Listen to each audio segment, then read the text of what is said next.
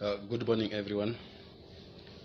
So last time I told you to go and make notes on methods of electric shock treatment, and you do remember that the two methods of electric shock are kiss of life, that is mouth to mouth, and Holger Nelson method of artificial respiration.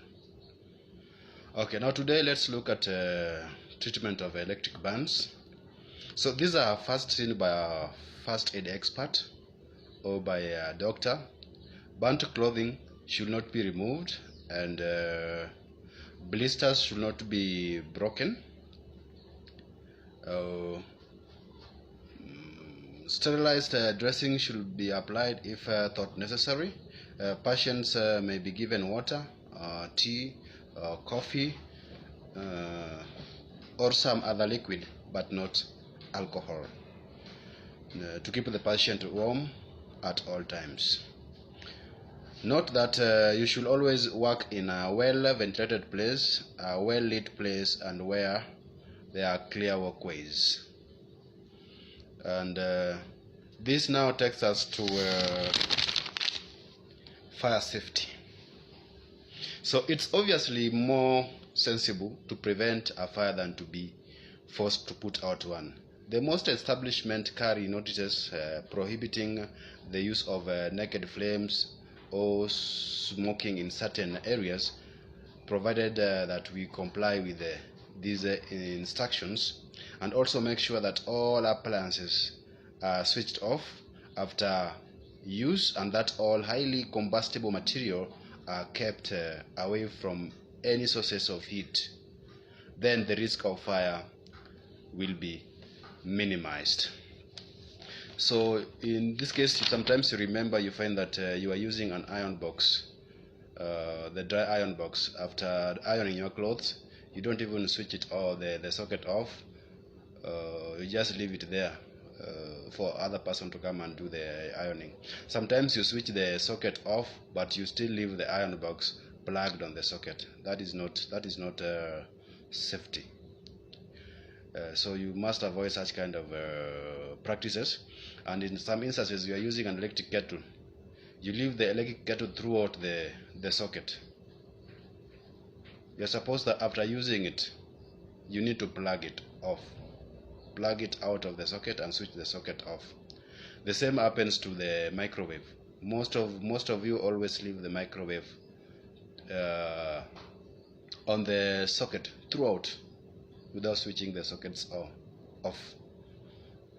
So you see, whoever wants to warm his food or anything, just open the microwave and press start and press the minutes, and you see. So those are not safe practices that are allowed in electrical setup. So let's look at causes of electrical fires.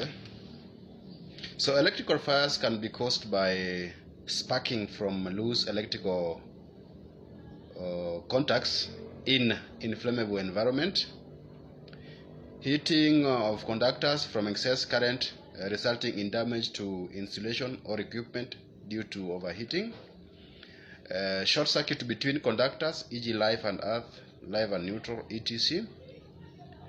Faults in wiring resulting in electric spark of some kind, and earth leakage circuit breakers, if not well maintained, can cause arcing. And that one, if it's in an inflammable environment, that one can actually lead to cause of fire. Okay, now let's look at fire detection and control. So in order for fire to exist, three properties must be present, and these properties are: one is fuel, or fuel can be oil, paper, wood, or etc. The other one is oxygen, and the third one is heat. This must be a naked flame or a spark of some kind. So the three, that is fuel, oxygen, and heat, are the main components of fire. So detection of outbreak of fire is normally confined to three methods. One is human detection, second is smoke detection, and the third one is heat detection.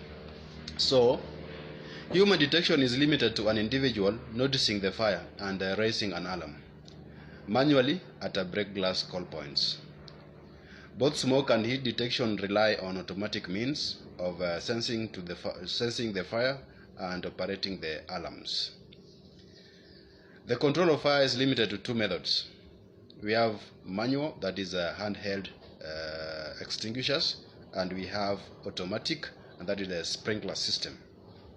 Both systems, however, use the same substances, maybe water, foam, powder, etc., depending on the type of fire.